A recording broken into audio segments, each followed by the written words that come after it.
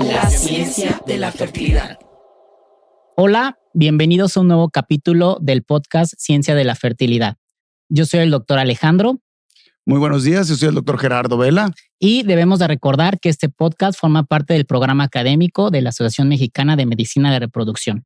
Hoy nos encontramos en un congreso de la AMMR del vicepresidente del 2025 y vamos a grabar un capítulo muy interesante con una de nuestras invitadísimas que viene del norte de un tema muy llamativo.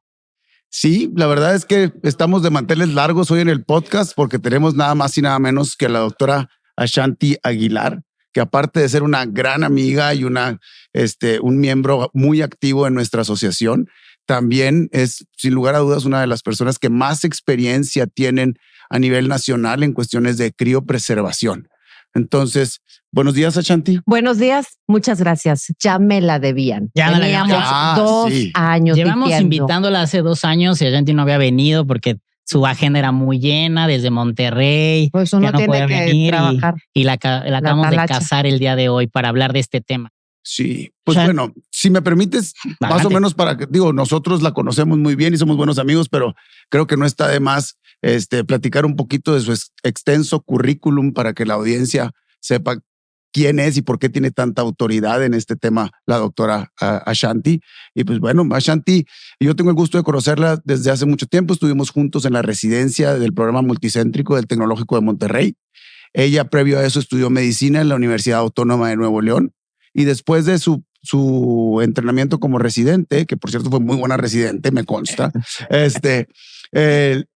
hizo su adiestramiento o su subespecialidad en biología de la reproducción en el Instituto para el Estudio de la Concepción Humana, el IECH, en Monterrey. Y posteriormente hizo una maestría en biotecnología en el Tecnológico de Monterrey. Y por último, como la cereza del pastel, se fue a Bélgica con el doctor Jacques Donnet y estuvo por allá un tiempo haciendo trabajos en cuestiones de criopreservación de tejido ovárico. Si se me pasó algo, Ashanti, por favor, muchas gracias. Ni yo sabía quién era, estabas hablando. No, fíjate que muy interesante la parte de criopreservación. Una de las cosas más maravillosas, cuando estábamos estudiando biología de la reproducción,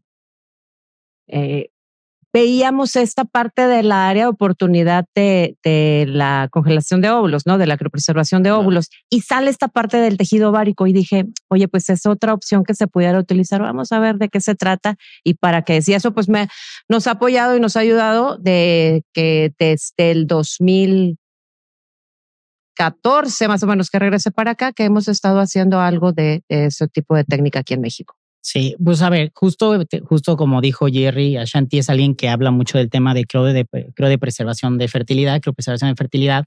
Y a lo mejor es un tema que hablamos mucho, pero la verdad creo que es un tema que debemos de difundir mucho y de la importancia. Justo estamos en el congreso donde seguimos viendo cuál es la mejor tecnología o qué debemos de hacer en los tratamientos de fertilidad, pero qué podemos hacer antes de llegar a todo lo que vemos en temas de infertilidad, ¿no? Entonces, si pudiéramos explicarte para ti qué es la criopreservación de la fertilidad, ¿qué dirías, Shanti? Yo creo que el término de criopreservar, o sea, esa etiqueta que le estamos de preserva tu fertilidad, muchas veces está hasta un poquito soberbio, ¿no? Porque al final no estamos garantizando que se vaya a tener un nacido vivo, porque existen muchos factores que involucran. Lo único que estamos haciendo es hacer como algo preventivo. Si sabemos que la calidad y que la cantidad de óvulos conforme va pasando la edad se va a disminuir, que si fumo, que si tengo endometriosis, que si tengo antecedentes de una falla ovárica, que si tengo una premenopausia muy joven, entonces hay cuestiones que me pueden conllevar a esto. Bueno, ahí podemos entrar nosotros y decir congela los óvulos. No te garantizo que va a ser un 100% de que vayas a quedar embarazada, porque creo que esta parte de preservación, no sé si ustedes opinen lo mismo, que creo que es algo que como médicos, nada más hago un chequeo ginecológico, veo a mi paciente está en una edad óptima reproductiva, no desea embarazarse, tiene algo que pueda afectar su preservación, su fertilidad. Bueno, pues voy a ofrecerle la técnica de preservación de fertilidad. Claro. Fíjate, yo creo que ese es bien importante y aprovechando ahorita, como decía el Alex, en cuestión de hacer un poquito de conciencia, a mí me encantaría que le platicaras a nuestra audiencia un poquito de, o sea, ¿por qué congelar es tan complicado? O sea, ¿por qué en realidad fue un game changer todo este rollo de la vitrificación de los tejidos y todo eso que nos permitió realmente poder hacer esta preservación de fertilidad? Que la verdad es que tenemos relativamente poco tiempo haciéndolo. Pero ¿por qué? O sea, ¿por qué es tan complicado realmente agarrar un tejido y guardarlo específicamente o más precisamente los óvulos? O sea, entre los óvulos y realmente se tiene que, para mantener una célula se necesitan muchas condiciones. Se necesitan factores que me naturalicen la célula, factores que me mantengan la célula y factores que me preserven esa célula. Entonces, para llegar a optimizar una buena calidad de recuperación, tanto de un ovocito como de un tejido, va a requerir, pues, múltiples estudios, múltiples dosis, para lo cual podamos decir, oye, yo sé que en el momento que yo desvitrifique ese óvulo o desvitrifique ese tejido ovárico, va a ser funcional.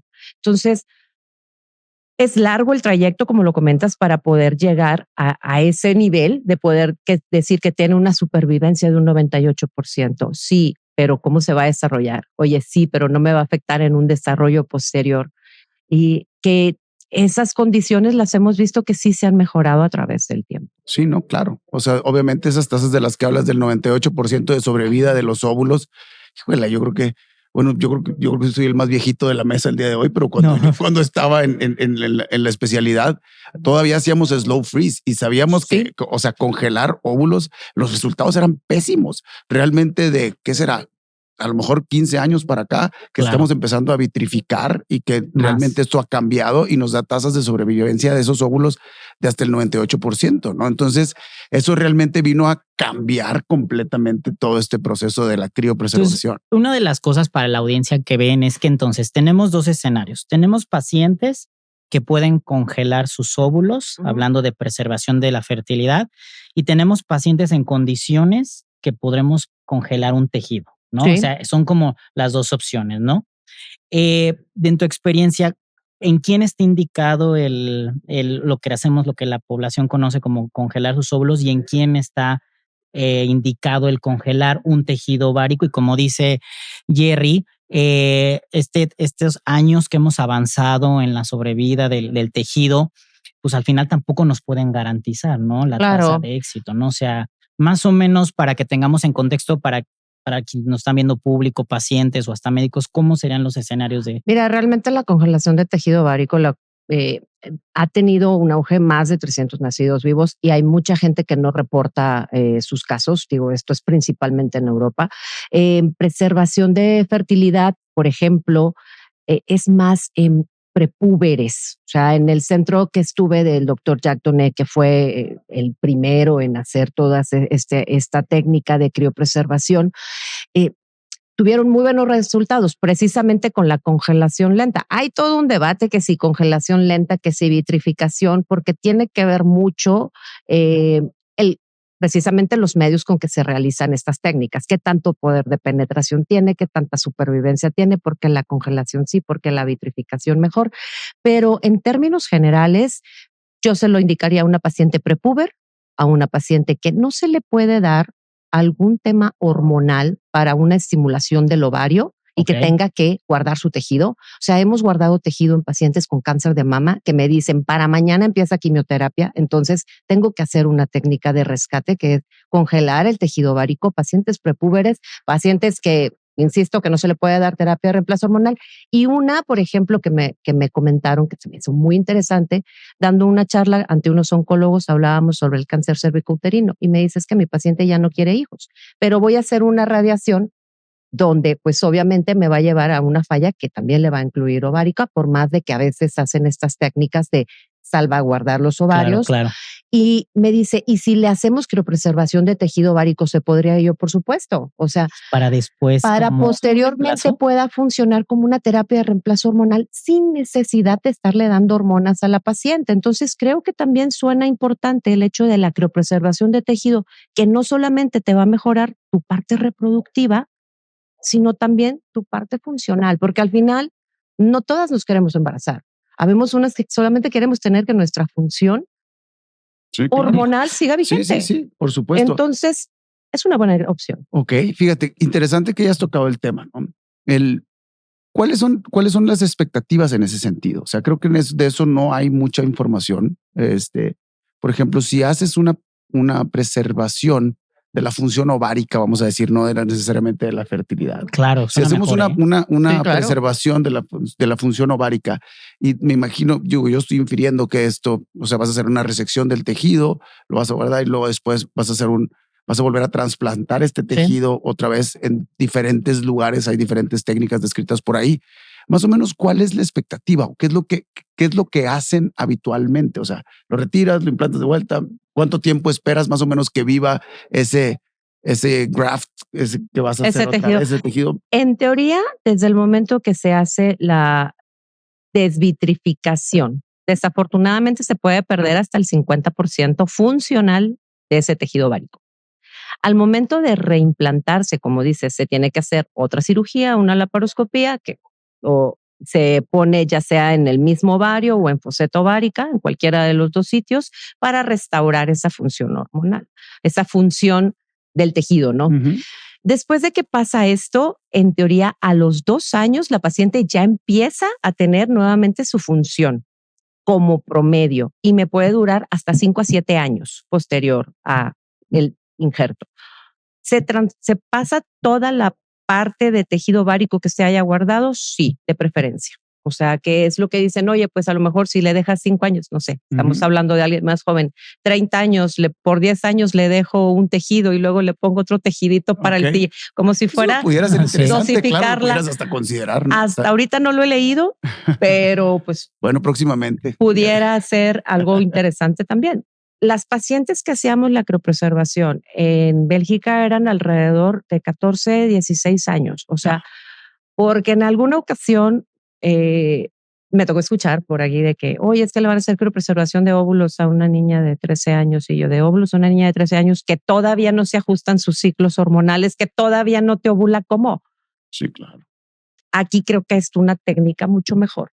Sí, eso está, o sea, cada uno tiene sus indicaciones. Pues, ese tema, a lo mejor que nos están viendo, es un tema que no tomamos mucho, pero justo las prepúberes, ese es el mejor escenario. O sea, claro. Normalmente la primera causa es algo cáncer. La primera causa, leucemias, linfomas. Mosaicismo de Turner.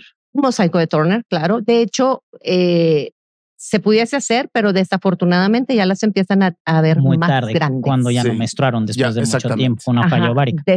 Entonces, es el tema, las reumatológicas, pacientes reumatológicas, los artritis reumatoides, también las juveniles, les dan dosis altas de metotrexate. ¿Tú tendrías un corte de edad para una prepúber o púber una vez que menstrua para hacer congelación de óvulos versus tejido?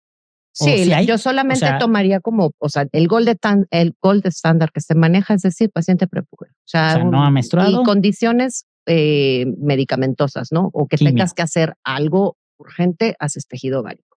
Hay gente que hace doble técnica. O sea, hay se me olvidó ahorita el nombre del doctor que está en Dinamarca. Él propuso el hacer una doble técnica que es tomar tejido ovárico y de tejido ovárico tomarlos. Hay que recordar que la corteza ovárica vamos a encontrar varias secuencias de desarrollo folicular. Entonces, él toma folículos que se encuentren en estadio de prematurez para poderlo hacer maduración in vitro. Ajá, exactamente. O sea, todos aquellos que están en metafase 1 o congelar aquellos de metafase 2 o madurar aquellos que se puedan guardar y de esa manera haces una doble técnica. Congelas tejido ovárico y aparte haces criopreservación de óvulos al mismo tiempo. Okay. Suena interesante. Pero ahí sí necesitas estimular. No, lo haces porque hace maduración in vitro, o sea, con el tejido ovárico. O sea, del tejido ovárico. Okay. No, está interesante. La verdad es que está súper, súper interesante. Oye, cambiando un poquito del tema, pues nos estamos enfrentando a aunque no lo crean, y lo deben de saber, México a partir de hace 2 años disminuyó su tasa de natalidad por familia. Sí, normalmente las familias ya tienen 1.7 hijos por familia, que aunque lo veamos tú lo preguntas a la población y dicen, no, somos muchos. Entonces pareciera que dentro de unos años va a haber la inversión de la pirámide tan famosa hablando en México. Entonces nos estamos enfrentando a dos cosas. Uno es la disminución de la tasa de natalidad y dos, que las mujeres están postergando su fertilidad, por hablarlo así. ¿Cómo ves, pensando en la congelación de óvulos a futuro, si va a ser una práctica ya más necesitada, como si fuera algún tamiz de virus de papiloma, de diabetes? Porque dentro de nuestro tamizaje de la consulta ginecológica que viene, ¿debemos hacer un tamizaje de nuestra fertilidad? Completamente de acuerdo. Yo creo que sí, lleva razón en el tema de que cada vez las tasas de natalidad se están disminuyendo, tanto en el número de hijos o simplemente la pareja que quiera tener un embarazo. Desafortunadamente la fertilidad se acaba. Sí hay que hacer un chequeo ginecológico. Mi propuesta en cada una de las oportunidades que tengo de dar plática o de estar en algún medio o algo es decirles, no solamente ve a checarte un Papá Nicolau o un examen de mama, también hazte una hormona antimuleriana, realízate un perfil hormonal, observa, pregúntale, doctor, ¿cuántos óvulos se ven que tengo? Si corresponden más o menos con edad. Oye, tengo dudas, me acerco a un centro de fertilidad o me refiero a un centro de fertilidad si quiero hacer un chequeo de fertilidad como tal. Hay varios centros que lo ofrecen, o si no, con mi mismo ginecólogo, saber cuáles son, para saber cuál es mi estatus. Sí han disminuido, ¿y qué te puedo decir yo? Sí, como parte de preservación de fertilidad, he tenido la oportunidad de cada vez estar con más pacientes que sí están preservando su fertilidad, pero también lo platicaba, cada vez están regresando algunas menos. Y eso es muy interesante. Antier estaba con una paciente. O sea, no regresan. Muchas no regresan, porque al final estás previniendo, ¿no? Tú dices, congelo óvulos y al final no los quiero utilizar. Y al final no los quiero utilizar. Es la historia del seguro de gastos médicos. Sí, o sea, es una inversión que haces para protegerte, pero lo último que quieres es enfermarte y tener que usar tu seguro de gastos médicos. Pero cuando lo tienes, pues bueno, qué bueno que los tienes. Exactamente. Es lo mismo que sucede con los óvulos. O sea, ojalá y los puedas tener ahí guardados y luego después, pasado mañana, llegue el príncipe azul y decidas que mejor sí, o en tu decisión de quieres ser mamá y quizás todavía tu reserva ovárica es suficientemente buena y a lo mejor te vas a embarazar en fresco sin ningún problema. Pero si llegaras a necesitarlo, pues bueno, tener ese backup ahí te puede dar muchísimo paz mental, ¿no? Es muy triste que tengas un diagnóstico de endometriosis y te digan, ¿sabes qué? Es que tienes que embarazarte. A ver, no quiero embarazarme. Claro. Pero es que tienes un endometrioma y de aquí, a ver, no quiero embarazarme ahorita. ¿Qué puedo hacer? Pues, congelamos óvulos. Oye, que a lo mejor los voy a usar o no los voy a usar. Les voy a decir mi testimonio. Yo tengo óvulos preservados. Tengo 45 años. Gracias, no se me enoja. Yo pensé que 45 óvulos. No. Y es fecha que digo, ahí están, medio paz mental, seguí mi vida académica, laboral, emocional, como fluyó. Y ahorita veo para atrás y digo, bueno, como me dijo una paciente, ¿no has visto el tráfico que hay en la ciudad? Entonces, oye, pero una de las preguntas, vamos a hablar esa parte emocional que tenemos. O sea, el impacto emocional cuando alguien no puede tener un hijo, ¿cómo tú con las pacientes, cómo lo ves? O sea, esa frustración que nos enfrentamos, ¿es igual de importante o la parte emocional, darle la importancia como médicos a la que no puede tener hijos que a la que le acabamos de decir que es diabética o hipertensa?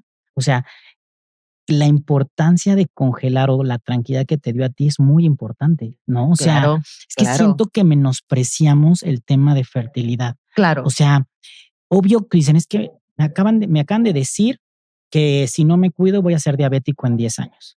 Y le das la importancia. Eso espero que lo estemos haciendo. Claro. Pero si a una mujer le dicen, oye, existe la posibilidad que dentro de 10 años o 5 años no pueda ser mamá, desde mi punto de vista es el mismo impacto. Yo te dijera, la fertilidad es una causa, o sea, la edad es una causa de infertilidad que puede ser prevenible. Así te dijera, como bien lo decía Gerardo, o sea, tú dices, y si preservo óvulos, y congelo óvulos, y no los utilizas, a mí ya me da tranquilidad, es como un seguro, lo usas o no lo usas, ahí está. Es más, hasta le dices a tu pareja, oye, ¿sabes qué?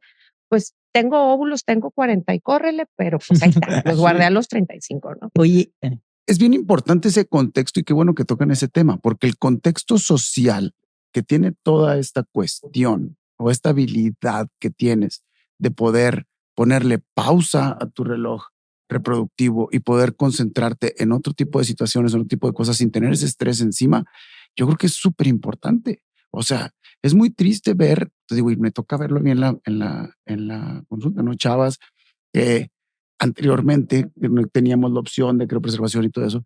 Oye, se va a ir hasta gacho, pero llegaban de novias con cada cosa que dices tú, ¿cómo puede ser que esta chava tan exitosa con esto y con lo otro escogían? Por Pero la prisa. con tal de, pues ni modo, pues Por la porque prisa, era porque claro. tengo prisa. Que salía peor porque al año se dan divorciados. Sí. Y estaban. Entonces, ahora esto te yo abre no el creo panorama que como hay mujer. Dices, tú sabes qué, pausa. Yo no creo que haya el hasta tiempo quiera. perfecto para tomar o sea, no hay el momento exacto para ser mamá o cuando te juntas o lo que sea. Ahora, una de las preguntas que hacen mucho a las pacientes y que tú, qué bueno que viviste esto, ¿cómo viviste el proceso de congelar? O sea, nosotros a lo mejor siendo hombres inhalo y exhalo. lo vemos diferente. Cuando me preguntan como paciente, Alejandro, ¿me va a doler? ¿No me va a doler? Hormonalmente que nos preguntan, cambio mi estado de ánimo, me va a doler la cabeza, voy a subir de peso, es sencillo, no sencillo. Si pudieras hablarnos entre lo médico y lo vivido. Lo vivido y lo médico, te puedo decir que yo en esa época tenía 35 años y tenía una antimuleriana en 1.2 y mi primer obtención de óvulos fueron 5. Me estuve poniendo medicamento durante 2 semanas. Yo me puse una dosis ajustada. Hasta uno de mis compañeros me dijeron, ay, no te hagas la jovencita, porque me puse una dosis poquita. Y durante el ciclo es estarte inyectando. Yo iba a que me inyectaran. Yo sola, siendo médico, no me podía inyectar. Mis enfermeras me inyectaban. Andabas con unos estados hormonales fluctuantes. Si te inflamas durante 2 días, te duele a veces, se pone rojito el sitio de inyección. Ahora sí digo a mis pacientes, no, entre menos inyecciones mejor. O sea, el que te esté tomarte sangre, ¿para qué necesito estarme tomando tantos niveles de estradiol? Hazme un ultrasonido. Oye, ¿para qué me quieres ver 2 días? Porque a veces me veían y luego otra vez. Total, el día de la punción obtienen 5 óvulos. Dije, ¿what? O sea, se supone que esto lo hago para prevención y salen 5 óvulos. Dije, ¿cómo? Es en la escala de Poseidón. Estoy abajo. Sí. Si yo iba para arriba, ¿no? Entonces te enfrentas a un choque que entiendo a mis pacientes emocional donde dices, aquí yo no vengo por problemas de infertilidad. Yo vengo para prevención y ¡zas! Que me sale. Es que, a ver, eso es un tema importante. También el congelar óvulos o la hormona antimuleriana no es de fertilidad, pero cuando sometemos al ovario y nos pasa esto, hasta uno como médico dice, híjole, ¿qué acaba de suceder? Y la paciente va a decir, oye, ¿y me voy a poder embarazar? Sí, obvio, sí, pero... Sí, desde mi cancha yo te digo, no te preocupes, todo va a ir bien, pero cuando uno está en la cancha recibiendo los golpes, dices, espérame tantito. O sea, entonces... Sí, y la recomendación que sigue es, pues 5 son muy poquitos, vuélvete a aventar el mismo tiro otra vez. Saludos a biólogo Genaro García, así salió y me dice, pues nada más 5 con 5 no hago nada. O sea, eso me da para un embrión y a ver si sale un embrión.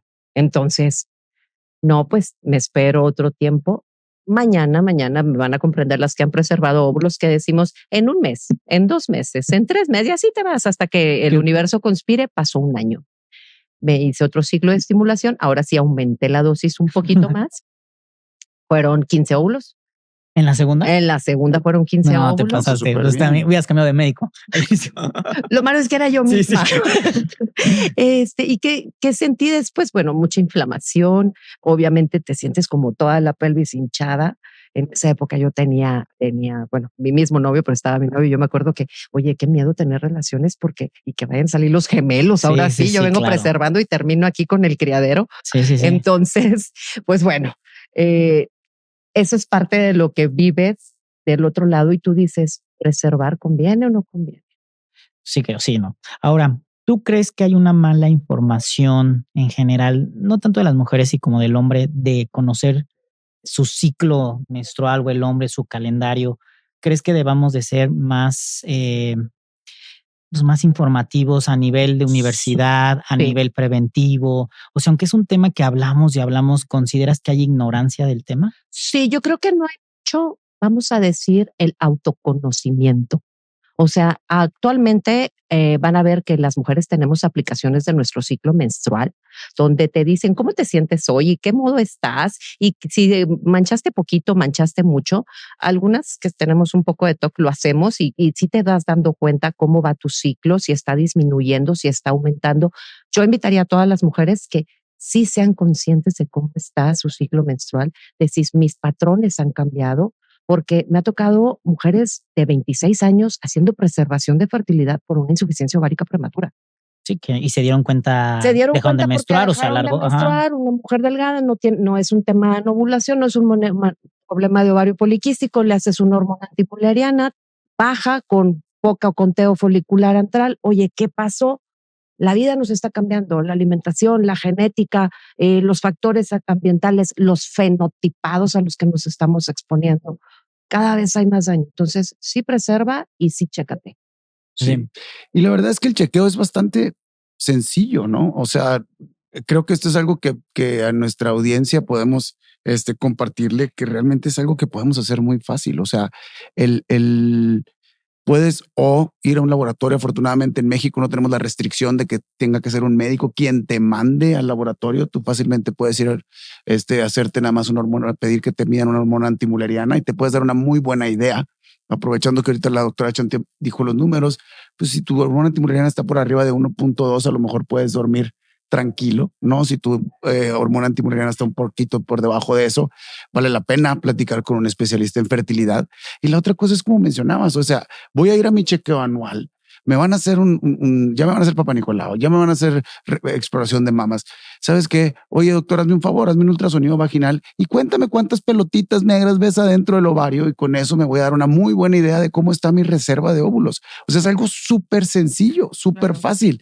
Y la verdad es que muchas veces nuestros propios colegas, cada vez creo que estés teniendo más conciencia, nuestros compañeros ginecólogos, pero lo importante es que nosotros como pacientes, como personas, vayamos y busquemos ese conocimiento y saber qué es lo que está sucediendo en nuestro cuerpo, ¿no? Claro. Shanti, estás tú en una clínica de las más antiguas, de mucho prestigio, y me imagino que tienen una estadística muy grande. Sí. Lo que acaba de decir Jerry es, ¿qué tanto estamos haciendo criopreservación o congelamiento de óvulos o preservación de manera preventiva? ¿Y cuánto lo hacemos ya porque se enfrenta a una antimulleriana? ¿No? O sea, lo que es, por ejemplo, porque ahorita dices, una antimulleriana de 2, me encantaría que llegara una mujer de congelar con una de 2, porque no antes nos llegan con 0.6, 0.8, porque alguien más la mandó y de referencia. Claro. Tú en tu estadística, ¿qué ves? O sea, ¿sí estás llegando mujeres más grandes? Sí, están llegando mujeres más jóvenes a hacer preservación por baja reserva ovárica y eso está muy sorprendente. Ya diagnosticada, o sea, ya diagnosticada. Antes, no nos va a dejar el doctor que tiene más años que yo, que nuestra media de preservación, o sea, que nuestra media de pacientes estaba oscilando en 38, 40 años. Sí, y ahorita cada vez vemos gente más joven. O sea, gente más joven que está haciendo preservación. Mi paciente más joven de cáncer de mama, 21 años. 21 años hice preservación de fertilidad. ¿Qué está pasando? O sea, yo creo que esa es la pregunta del millón de las pacientes. Sí amerita que, como dice el doctor, hazte un chequeo. No importa la edad que tengas. O sea, pasando de tus 18, 19 años, así como vas con el ginecólogo, hazte un chequeo. Tú que te dedicas a esto y lo ves, siempre es la pregunta que nos hacen las pacientes.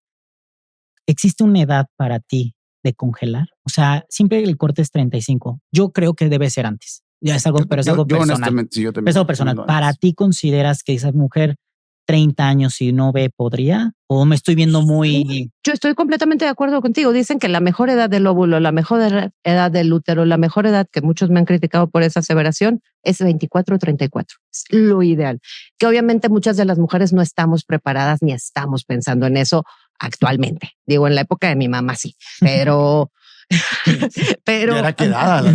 Sí, ya estaba quedada, o sea, pero realmente son como el estado fisiológico ideal. O sea, si me dijeras, oye, es que tiene 25 años y yo no le veo dentro de su chequeo pronóstico que de 1 año a 2 años no me va a disminuir la fertilidad porque no fuma, porque hace ejercicio, come bien, pues bueno, como dice Jerry, te veo el siguiente año. Oye, pero si tengo 30 años y empiezo a ver indicios de que esto me está bajando, ya no le digo vete y embarázate, ya le digo te congelo óvulos. Claro. ¿Sabes? Sí, eso es lo que yo dijera. Pues creo que es el tema. Yo sí sigo considerando que muchas veces debatimos esto. Sí considero que la preservación, y como dijo ella, no asegura nada, es importante, o sea, no asegura, pero sí considero que es una herramienta que podemos tener actualmente. Y nos estamos enfocando en las mujeres, pero no hemos hablado de los hombres. Pero es otro tema que podríamos hablar, pero también los hombres deben de congelar sus espermatozoides. Sabemos que cuando el pronóstico depende de la mitad de la mujer y la mitad del hombre. Y si la mujer puede congelar a los 30, pero se consigue un señor 50. de 40 y tantos, 50 años, ¿de qué sirvió congelar a los 30 años? ¿No? Claro. O sea, al final de cuentas creo que es la mitad, ¿no? Sí, entonces, si nos pudieras regalar unas conclusiones o algo que pudieras llevarse para a nuestra audiencia. Mis conclusiones serían, dentro del chequeo ginecológico, incitar o exhortar a un chequeo de fertilidad, tomando en cuenta no solamente la historia clínica de la paciente, sino también la parte externa que la pueda envolver, o sea, dentro de la misma historia clínica, que si fuma diagnósticos o algo, de endometriosis o alguna cosa. Segundo, comentarles que es una medida preventiva de fertilidad, de función, ya sea de función o de reproductiva, más no significa el tener un embarazo. Eso también es importante, nunca lo tomamos. ¿Conviene hacerlo? Sí, conviene hacerlo. Da una paz mental, tanto psicológicamente. Hay estudios donde dicen que aquellas pacientes que hicieron criopreservación de óvulos con diagnóstico de cáncer de mama respondieron mejor al tratamiento por la expectativa de vida. Entonces, háganlo. Claro, totalmente, sí. Pues muchas gracias Jerry, muchas gracias Shanti por estar el día de hoy en este podcast. Les agradecemos a la audiencia y los esperamos en el siguiente capítulo. Muchas gracias. Hasta luego.